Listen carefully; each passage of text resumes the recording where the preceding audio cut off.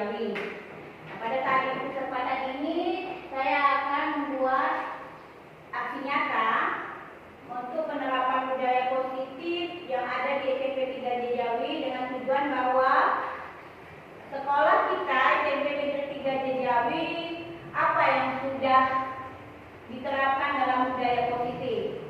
Nah, sebelum itu saya akan memaparkan dulu apa itu budaya positif.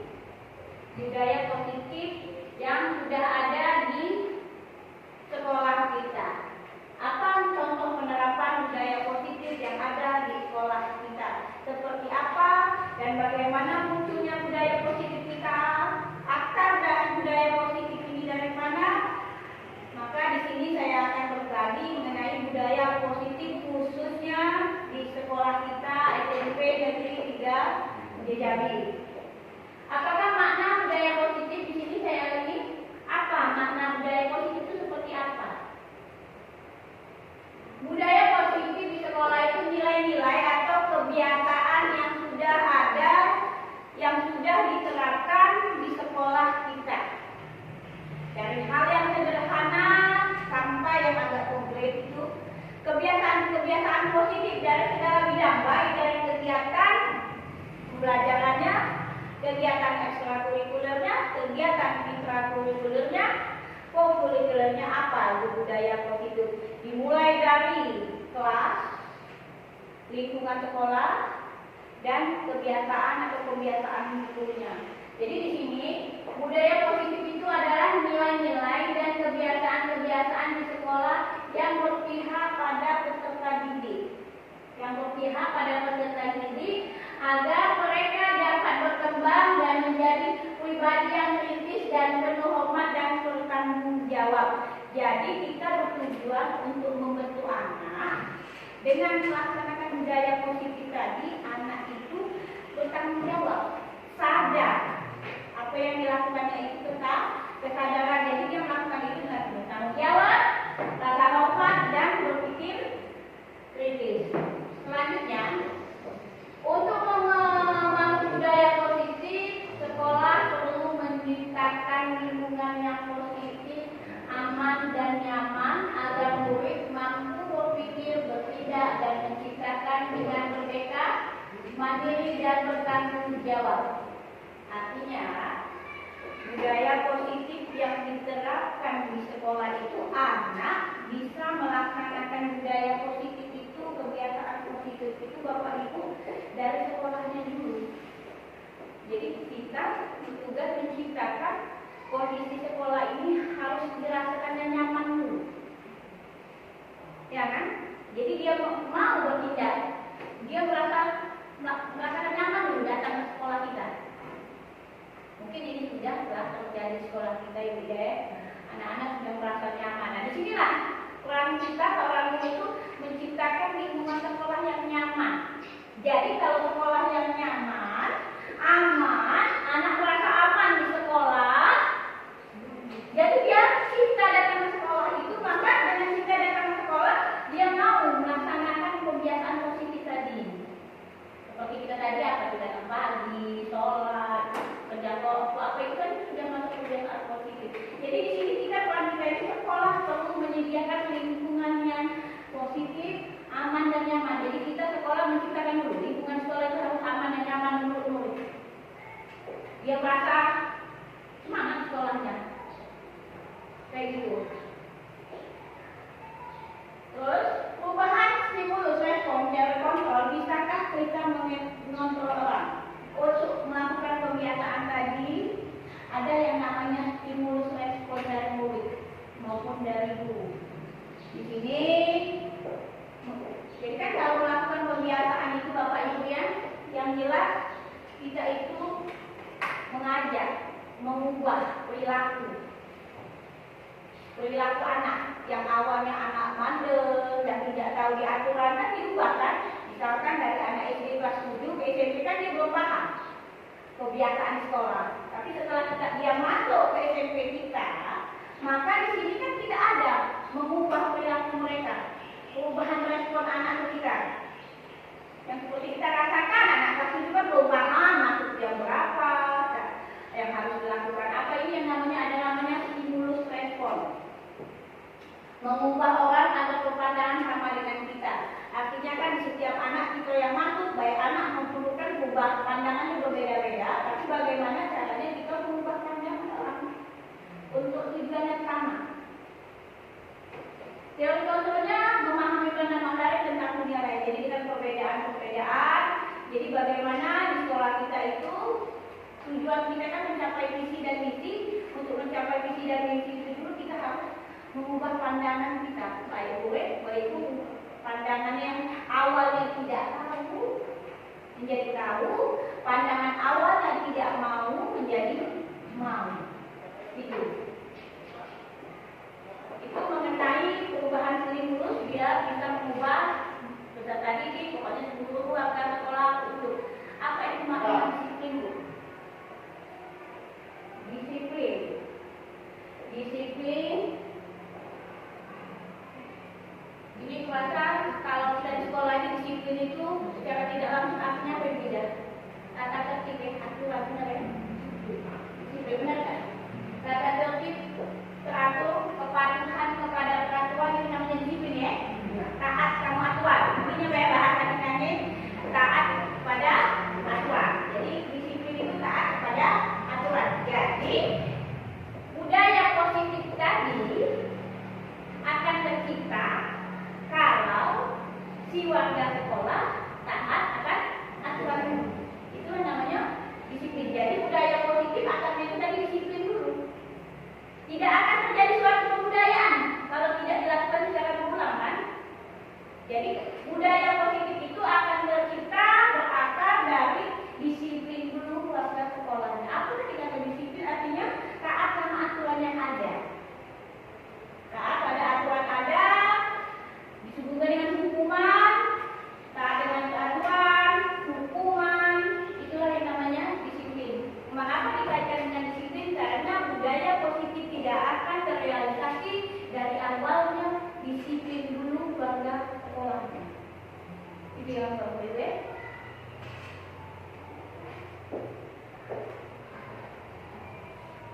Selanjutnya, disiplin positif melahirkan nilai-nilai kebajikan yaitu profil pelajar Pancasila. Karena kita sudah kurikulum merdeka, pasti apa yang menjadi tujuan kita itu menciptakan anak yang berprofil pelajar Pancasila. Ya kan? Anak yang kita didik ini mempunyai karakter profil pelajar Pancasila, itu kan? Apa? Beriman bertakwa kepada Tuhan Yang Maha Esa, mandiri, bernalar kritis, kreatif, bergotong royong, berkebinekaan global. Itulah karakter pelajar Pancasila yang merupakan tujuan juga pendidikan di Indonesia. Terus apa kaitannya budaya positif itu dengan koneksinya profil pelajar Pancasila? Kaitan budaya positif tadi koneksinya dengan pelajar Pancasila tadi. Apa itu? Budaya positif yang sudah kita lakukan kaitannya dengan profil pelajar Pancasila. Gini aja, profil pelajar Pancasila ini tidak akan terrealisasi tanpa adanya budaya positif tadi. Pembiasaan yang kita lakukan, misalkan untuk membentuk anak beriman dan bertakwa, artinya anak religius lah ya.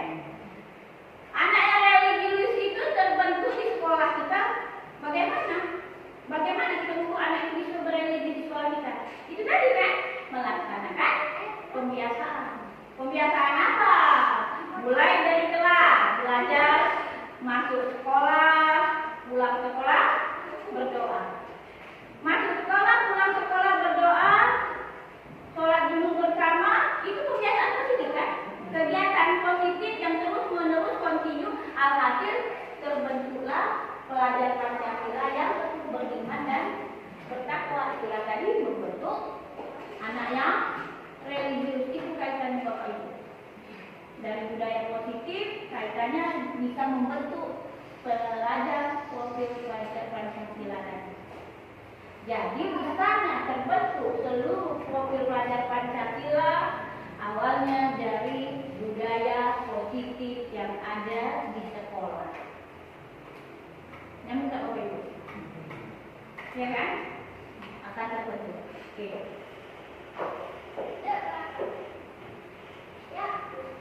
Nah, sekarang teori motivasi perilaku manusia ada seperti itu. Teori motivasi perilaku manusia. Balik dari dulu ya. Kita mau mendisiplinkan anak itu ada yang namanya anak pasti tahu apa yang kita kan? Anak pasti tahu. Tapi teori motivasi perilaku manusia ada jenisnya itu. Mengapa dia mau melakukan perintah kita? Ya kan? Jadi anak untuk melakukan kebiasaan positif tadi kan kita perintahkan. Kita beri perintah, laksanakan ini nak, laksanakan ini nak. Dia melaksanakan, tapi ada yang namanya mengapa mereka mau melakukan lagi. Ada dua faktor, faktor intrinsik dan faktor ekstrinsik, eksternal. Faktor eksternal karena dia melakukan itu untuk menghindari kenyamanan atau menghindari hukuman. Contoh, besok pakai baju seragam putih biru, sepatu nggak boleh putih. Dia melakukan, tapi dasar dia melakukan itu apa? Ada dua, motivasi internal dengan eksternal. Eksternal yang lain daripada memakai ibu bapak guru. Nah itu eksternal. Karena merasa menghindari hukuman daripada aku dihukum. Contoh apa ya? Motor, pakai helm. Kita pakai helm kan? Kita pakai helm ada dua hal kan? Kayak kena bilang, apa sebenarnya? Nah kalau kena bilang tadi faktor apa? Eksternal apa internal? Eksternal karena takut kena bilang. Nah tapi kalau faktor yang bahaya di jalan lalu kecelakaan, nah itu yang namanya internal ibu. Ada lagi yang namanya sifat untuk mendapatkan imbalan atau anak ini kalau yang kontennya besar ibu kasih hadiah, ya kan? Nah belajar deh keulangan supaya nilainya besar nanti dikasih. Itu eksternal. Tapi kalau sifatnya internal ada hadiah dia tetap ini belajar. Ada yang menghargai diri sendiri, nah ini yang perlu ditanamkan dengan anak.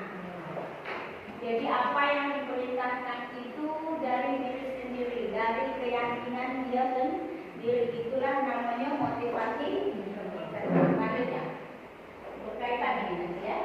Nah, kelihatan ya.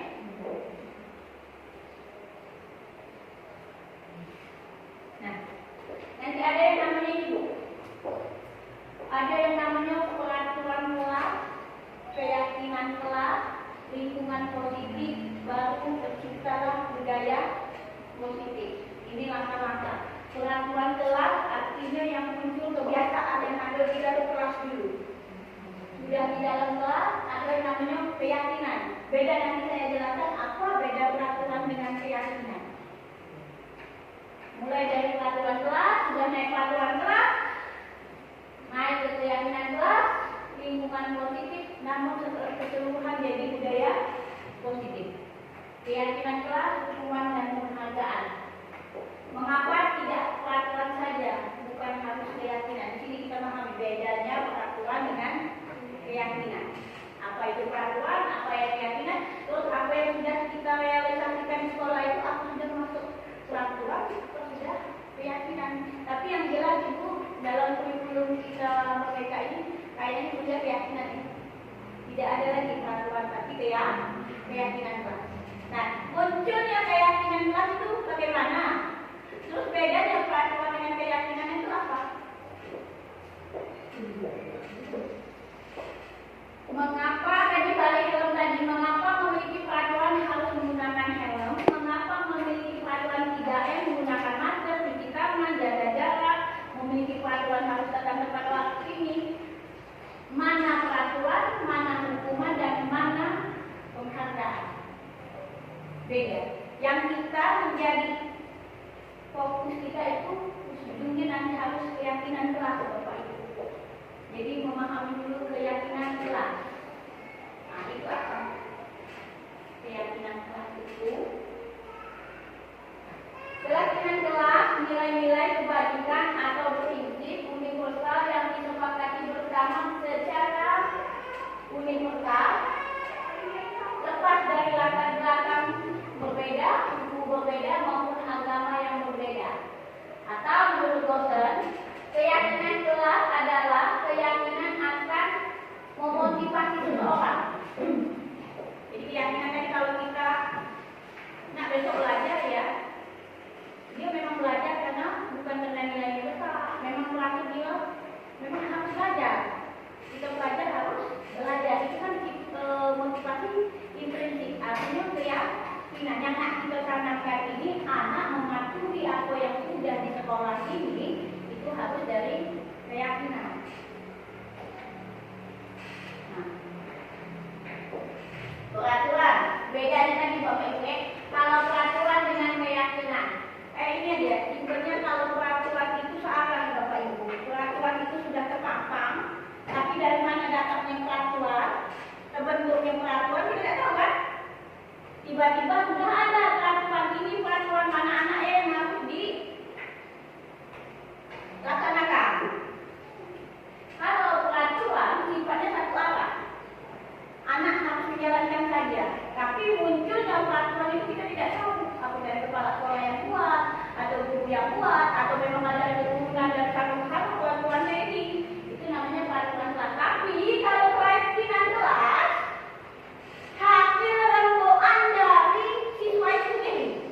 Maunya apa sekolah ini? Itu keyakinan kelas.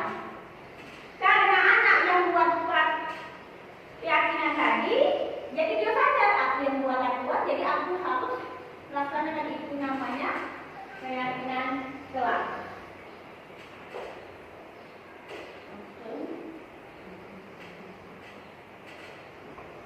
Nah, ternyata Bapak Ibu dihukum oleh penghargaan, dan ternyata kesalahan konsepsi kita selama ini penghargaan. Salah, artinya penghargaan itu bisa tetap hukum, karena penghargaan itu bersifat jangka pendek baik, jangka panjangnya berkelanjutan. Ayah ini ya, saya dapat komen, dapat apa lah, misalnya Julia, dapat yang nilai besar, kasih hadiah. Saat kita memberikan hadiah, si anak kan kenapa saat jangka pendek, jangka panjang selanjutnya dia akan berefek buruk, karena dia terdorong oleh hadiah tadi. Sedangkan anak yang tidak terlihat tadi, terasa dia merasa tambah tersingkirkan. Dari nilai 1 yang ranking 1 nilainya 9, ini 6. Kita kasih yang nilai 9, yang 6 ini kan nambah minder dia, nambah terlihat minder dia. Terlihatnya kalau aku ini tidak sama dengan orang lain itu, nah itu ternyata salah. Rupanya penghargaan itu merupakan dihukum oleh penghargaan. Jadi yang berprestasi itu bukannya kita kasih penghargaan, malah menghukum dia untuk jangka panjang. Gitu.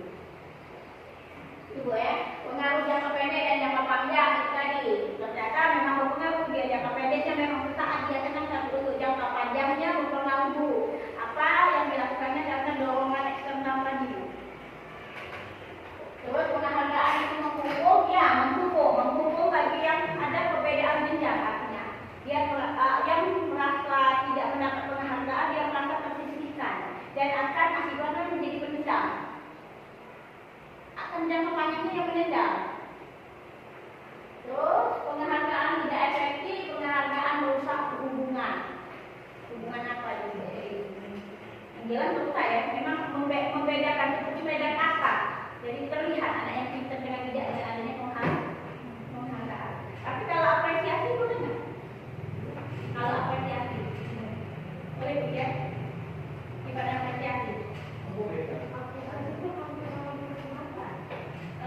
Penghargaan seperti apa lah? Jadi pertanyaan kita itu penghargaan seperti apa lah? Bu yang nggak boleh yang sifatnya menghukum. Kalau penghargaan seperti apa lah Bu ya? Barang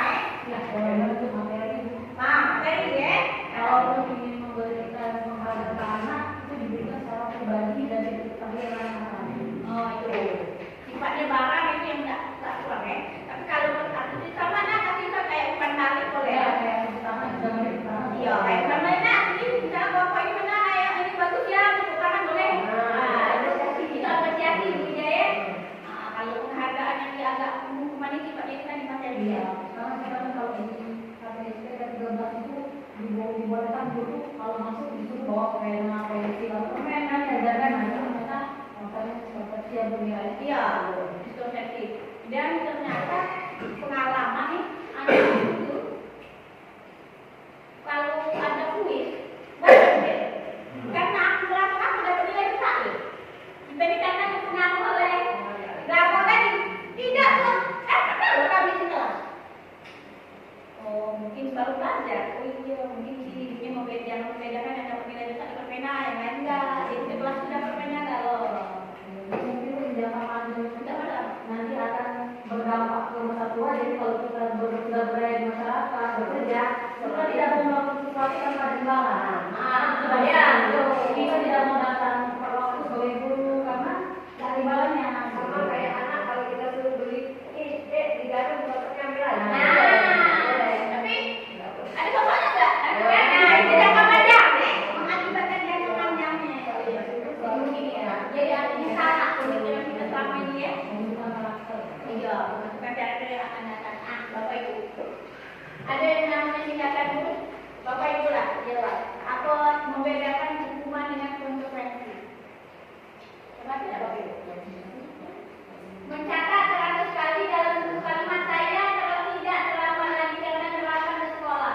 Itu termasuk hukuman atau konsekuensi. Nanti kita berbeda. Apa yang namanya hukuman dan konsekuensi? Kayaknya dia akan memperbedah yang bagian hukum. Yang mana sih dikatakan hukuman? Jangan konsekuensi. Hukuman atau konsekuensi, Pak? Konsekuensi. Konsekuensi. Apa bedanya hukuman? Ayo. Hukuman. Nomor satu, mencatat 100 kali di dalam kalimat saya tidak akan terlambat lagi karena terlambat ke sekolah. Hukuman atau konsekuensi? Hukuman. Catat ya. Awal nggak ngerti. Ya. Catat ya. Yang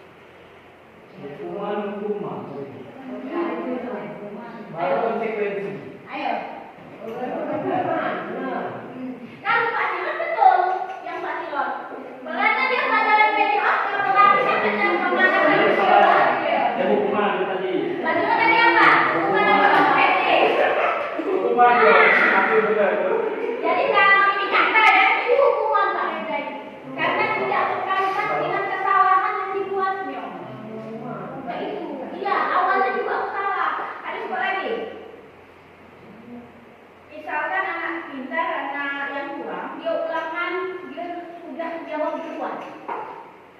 Anak-anak belum. Nah, anak yang ini yang sudah jawab ini dulu, apa kita tunjuk soal lagi yang agak berat atau enggak? Jadi ya, beda dulu ya, hukuman dan konsekuensi dulu ya. Paham nggak? Nyambung nggak? Jadi hukuman itu dia itu mendadak. Tidak dikenali dia tuh tidak pakai aturan, tiba-tiba ini sesuka hatinya berubah. Tidak nyambung apa perbuatan yang dia lakukan dengan ini tidak nyambung. Tapi kalau ini betul nyambung. Betul kan kita karena pelajaran PJOK. Tapi kalau pelajaran di bahasa Indonesia hukuman. Tapi karena di PJOK wajar kalau kemarin lalu tergalon. Dia baru datang kan? Masuk. Itu konsekuensi. Yang lain maksudnya konsekuensi ya. Maksudnya kan bisa di samping dengan bidang hukum ada ya. Dia bukan konsekuensi. Apa yang dilakukannya Mungkin ini. itu. Ya Pak. Mungkin Konsekuensi itu kan tapi untuk memberi pelajaran. kalau untuk kriminal bagian ini yang tidak tahu itu ya. Dan hukum positif tidak masuk ya. Jadi apa yang dilakukannya dihukum dulu. Kalau misalnya sebagai pelamar itu kita suruh pengusaha apa, itu masuk. Nanti hukuman nanti ada bukan nanti ada kita namanya belajar keyakinan kelas itu ada nanti namanya keyakinan kelas itu jadi keyakinan itu kesepakatan bersama betul kesepakatan sudah bersama jadi kalau sudah kesepakatan sudah bersama ada yang melanggar konsekuensinya itu walaupun dirangkupan nah itu walaupun dia jelas walaupun tidak nyambung tapi itu tadi harus ada keyakinan kelas dulu itu wajibnya memang wajib wajib oke nah ini kalau beda hukuman dengan konsekuensi ini sesuatu yang menyakitkan harus terjadi itu hukuman kalau konsekuensi sesuatu harus terjadi karena sudah disepakati nah karena kita sudah sepakati ada lagi namanya membuat anak sakit fisik jangka waktu lama membuat anak tidak nyaman dalam jangka waktu pendek jadi kalau konsekuensi itu paling dia sering untuk ke depan dia merasa memang adil kayak gini terus dia terakhir itu merasa bersalah merasa tidak dihargai kalau itu hukuman tapi kalau konsekuensi kehilangan hak dibuat tidak nyaman disindirasi untuk masyarakat ada lagi kebutuhan dasar manusia apa hubungannya dengan kebutuhan manusia lagi anak melakukan segala sesuatu itu kelakuan atau melanggar setiap manusia itu melakukan sesuatu itu atau melanggar sesuatu itu dikarenakan ada kebutuhan ada 5 dasar kebutuhan yang di manusia pertama kebutuhan cipta kasih perhatikan kalau Pak Ibu kalau kita mengidentifikasi anak yang bermasalah itu kita cek dulu latar belakangnya kadang-kadang anak yang nakal itu kita minta kok dia jadi kurang kebutuhan ini nah kesenangan kekuasaan kan setiap manusia ada kebutuhan cipta kasih diterima kebutuhan kekuasaan kebutuhan kebebasan kesenangan itu dibutuhkan manusia selama itu tidak terpenuhi itulah kadang manusia berbuat tidak positif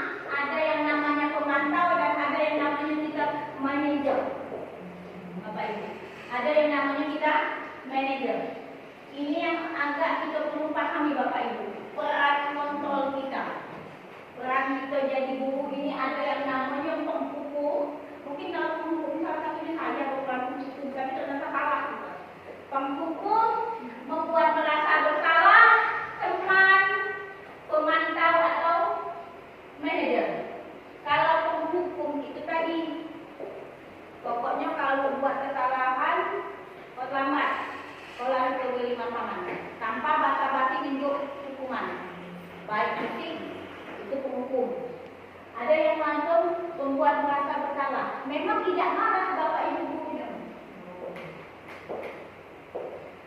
Di penghukum lemak terlihat kalau orang lain berkelilingan itu penghukum. Tanpa basa-basi. Kalau ibu killer tak tiror kan, ya Isman, mata jelek-jelek penghukum. Kalau ada PPR, dia balik itu penghukum. Tapi ada yang namanya keluar merasa bersalah. Dia tidak marah. Bisa ibu dia menemukan anaknya tidak buat PR. Ibu dia tidak marah karena dia membawa anak dia tidak pernah marah sama anak. Nak aku tidak buat PR. Tidak kumpul. Tapi jawaban dia apa? Kalau ini tidak harus ibu, no. Benar, merasa itu lembut kan? Tapi memojokkan dia seakan-akan dia bersalahnya. Kamu ibu gurunya, bukan tanggung jawab PR dong. Bersalahnya dia itu tadi bukan sadar dari PR, dia tidak tahu itu PR. Tapi kata-kata ibu, tidak yang tidak sanggup ibu dah capek-capek buat doa. Tapi tidak,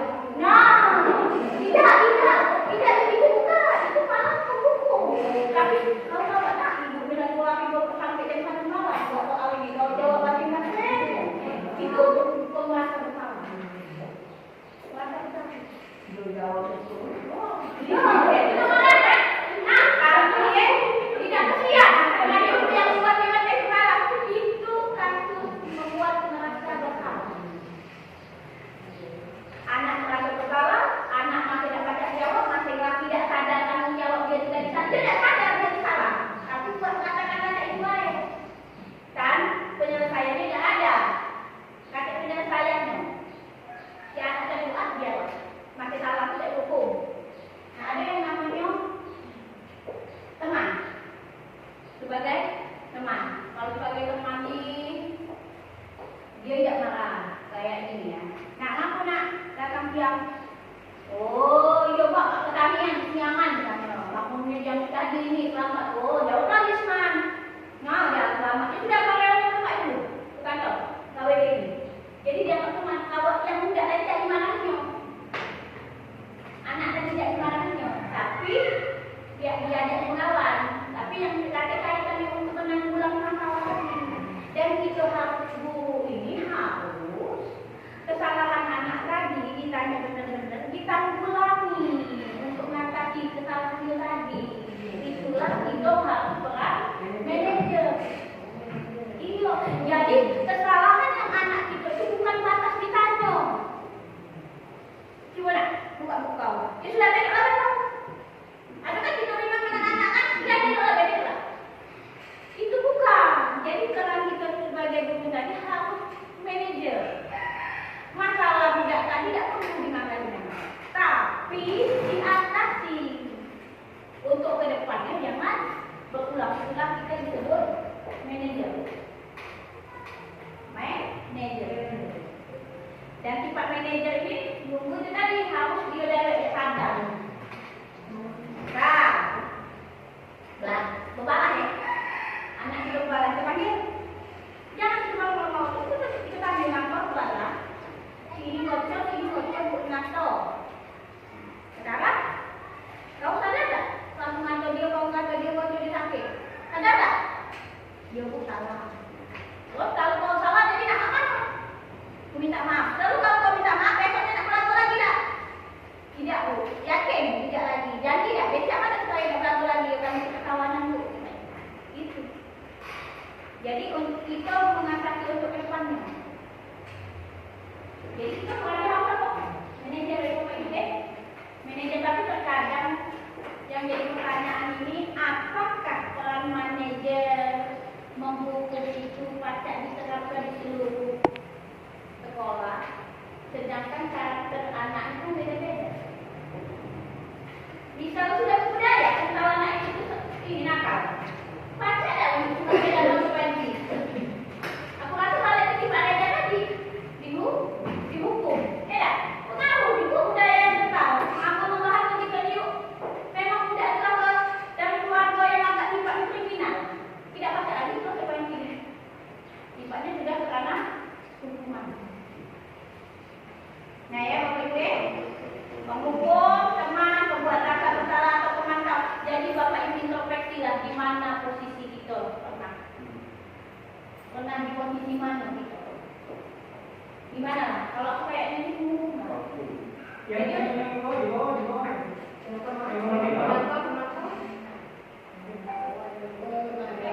Manajer Pak.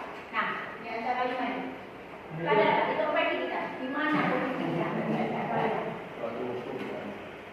Kalau kita puasa, pembuat bersalah, kita jangan tidak senang marah. Tidak pernah tidak marah sama anak saya. Cuman mendekati, benar bu, mendekati tapi itu. Aku kayaknya hukum pak. Oke, jadi untuk ke depan ternyata kita itu harus dituntut manajer. Ya udah, langsung aja ya. Ada yang namanya belajar itu apa itu restitusi. Ya, ini yang terakhir. Restitusi.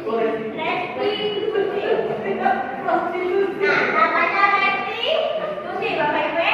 Restitusi.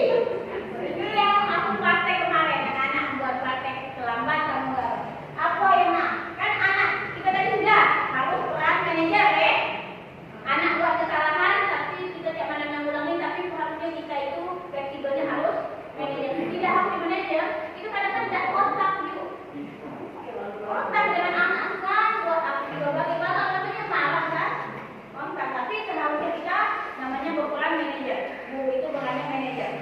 Nah, sekarang untuk menanggulangi, mengatasi, jadi kan anak masalah, kita selesaikan cara mengatasinya. Masalah yang dihadapi itu yang adanya sifat istilahnya restitusi. Apa itu restitusi? Proses menciptakan kondisi bagi murid untuk memperbaiki kesalahan mereka. Proses untuk memperbaiki kesalahan mereka tadi sehingga anak kembali ke waktu awal ke awal. Si anak tadi kan buat kesalahan. Peran kita tadi manajer. Peran kita manajer tadi mengatasi kondisi anak yang buat salah tadi, jangan dia merasa bersalah, tapi dia harus sadar kesalahannya. Jangan buat dia itu merasa bersalah. Ternyata bersalah. Kalau kita dia mojok anak bersalah kalau ternyata tidak boleh. Jadi anak itu sadar baik dengan kesalahan. Terus bagaimana mengatasinya? Proses mengatasi itu namanya restitusi. Menciptakan kondisi murid memperbaiki kesalahannya kembali. Untuk restitusi ini ada ciri-cirinya Bapak Ibu, bukan untuk menebus kesalahan ya, bukan menebus kesalahan, tapi untuk belajar kesalahan. Ada yang nomor 2 memperbaiki hubungan. Tawaran bukan paksaan. Restitusi menuntut untuk melihat ke dalam diri, artinya menuntut budak sadar dengan salah yang dia buat. Ada lagi namanya fokus pada solusi. Ada lagi namanya mengembalikan murid berbuat salah ke kelompoknya. Artinya dia tadi kan buat kesalahan, jadi seakan-akan dipojokkan dulu ya. Anak yang salah, anak yang nakal itu seakan-akan apa ya? Dipojok ke. Ya kan anak-anak di kelas kan terpojokkan. Di sini jangan, kita kembalikan lagi. Anak itu jangan sampai terpojok. Ada yang namanya segitiga restitusi. Ini kamera dulu ya. Oke, tenang. Nah, restitusi. Ada 3 tahapan restitusi, Bapak Ibu.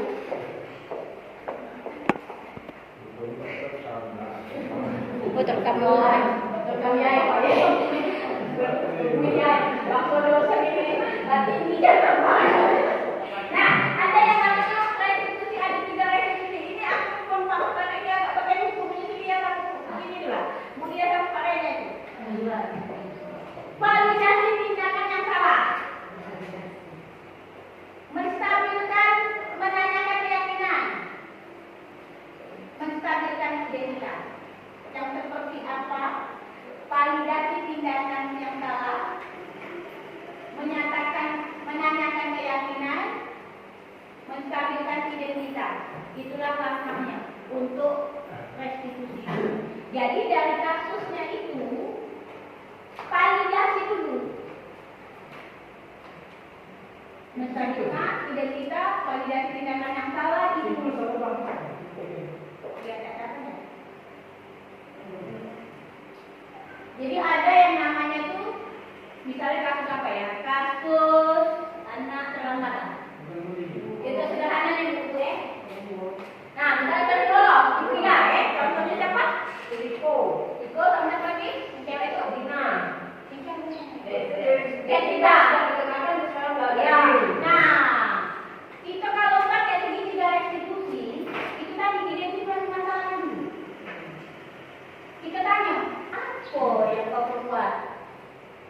Bu, aku di dalam sekolah. Kita tanya lagi, Ibu nak nanya aku kok dalam sekolah? Dijelaskan lah, aku Bu, aku ini hari ini. Dijelaskan itulah namanya identifikasi masalah. Masalah di dalam sekolah, alasannya apa itu identifikasi masalah. Terus kita catat kan? Baru Identifikasi. validasi. Ya, terus sudah tahu identifikasi masalah ini masalah apa? Nah, sekarang balik nanya lagi kita ke anak itu, Pak.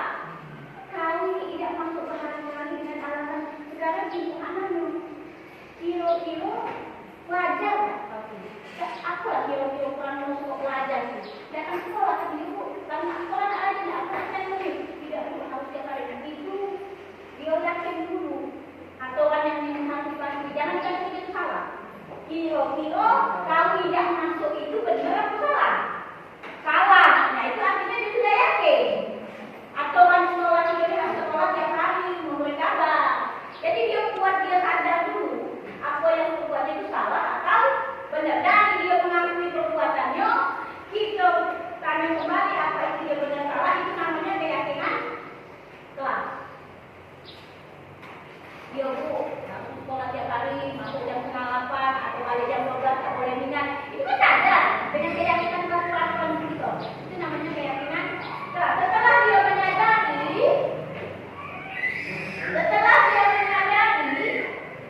apa yang diperbuatnya itu tidak baik, ada yang namanya kita di sini. Validasi tindakan yang salah. Jadi dia sudah ngakui masalah dia apa, sudah diungkapkan yang masalah dia apa, terus dia sadar kesalahan dia. Kita tanya inilah peran kita validasi tindakan yang salah tadi. Jangan dia tahu kita salah, terus peran kita tadi balik ke peran manajer. Bapak Ibu ya, balik ke peran manajer. Untuk kesalahan ini, apa yang harus kita lakukan untuk mengatasi masalah dia tadi?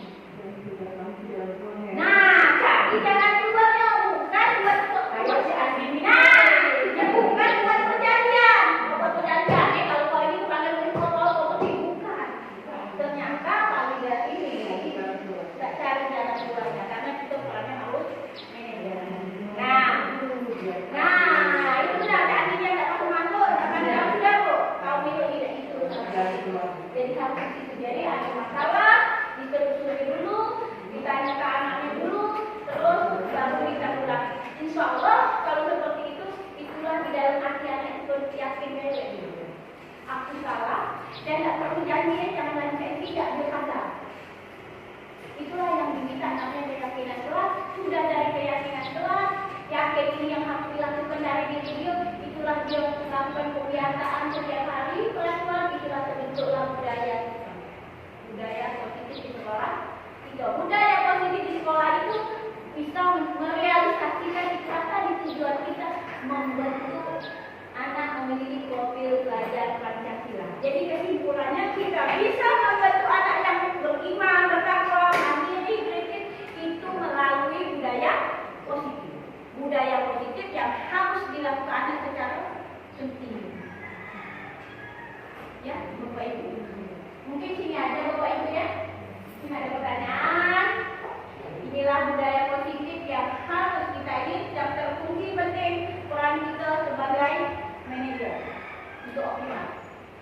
Tidak akan terbentuk budaya positif kalau tidak dari kebiasaan-kebiasaan yang dilakukan murid dengan kesadaran diri sendiri. Itulah namanya keyakinan kelas, bukan peraturan. Keyakinan kelas. Oke Bapak Ibu ada pertanyaan? Ada pertanyaan enggak? Pasti Pak? Tidak? Atau kalau pertanyaan kita bahas lah yang jadi pertanyaan lagi, kita nak hukuman restitusi ini bisa tidak konsisten? Nak konsekuensi kalau tidak ya? Aku masuk pengaruh budaya lokal bawaan budaya rumah yang beragam tidak konsekuensi mereka atau anaknya juga dilakukan tahun sama ngomong maka mengendak tidak lagi dengan hukuman kadang lagi tidak tepat apalagi dengan pemahaman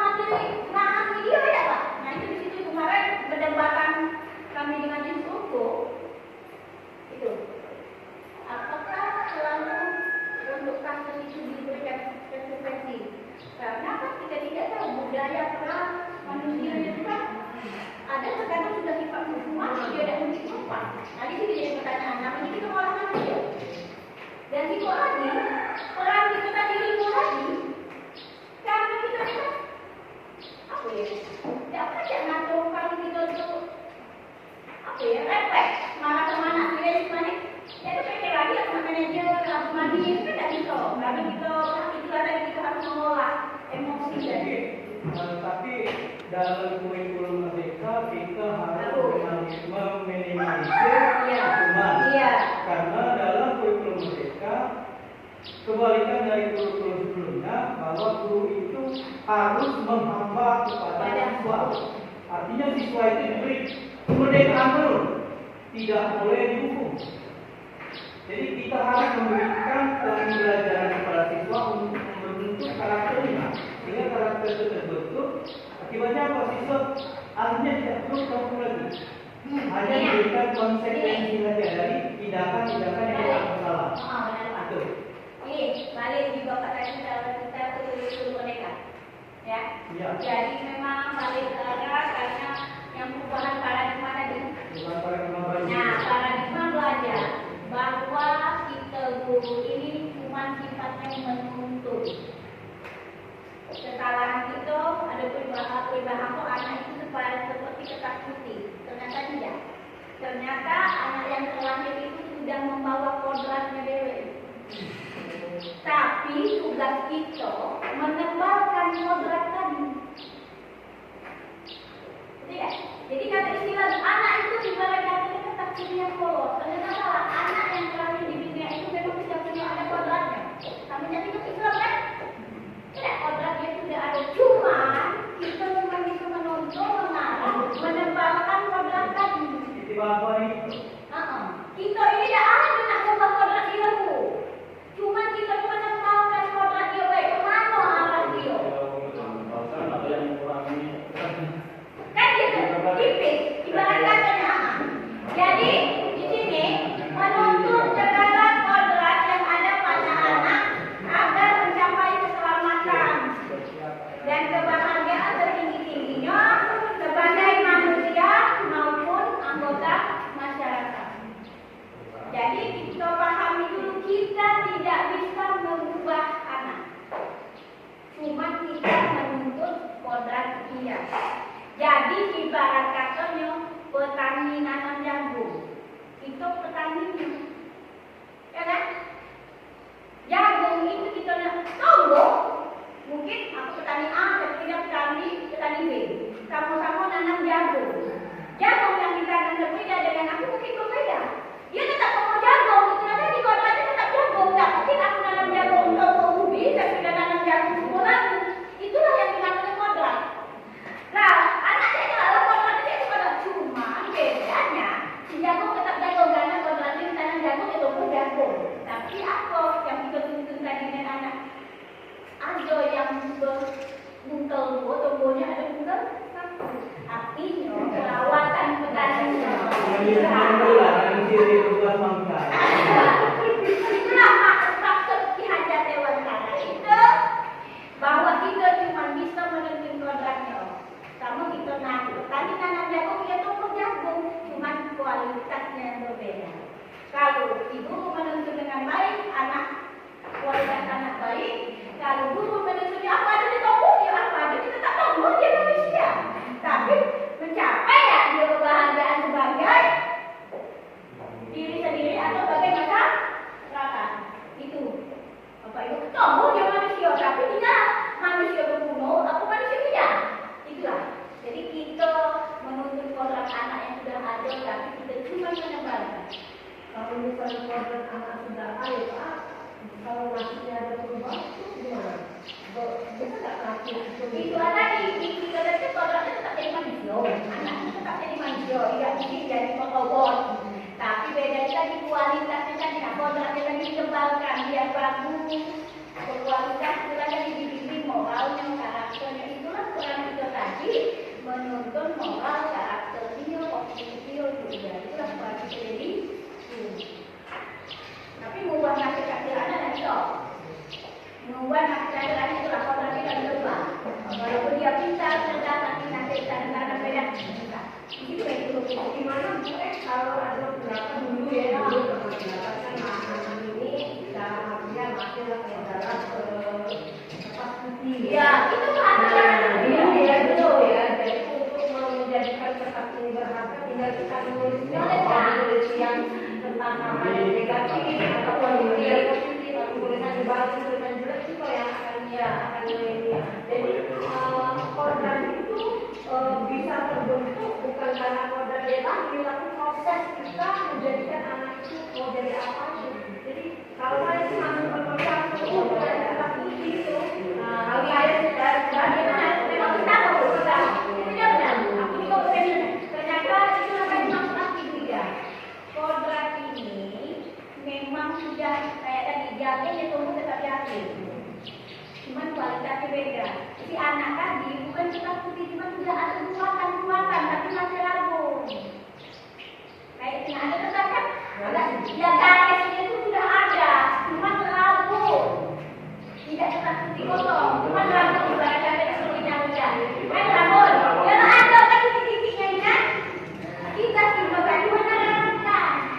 Nah, jadi bukan tetap putih kosong, cuma sudah ada ruatan-ruatannya.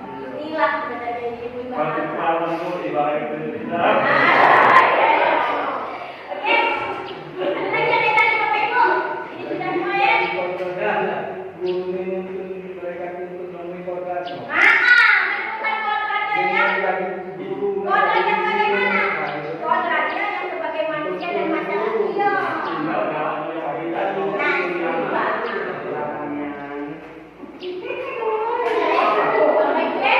Oke. Demikianlah Bapak Ibu, mungkin itu saja yang bisa saya sampaikan.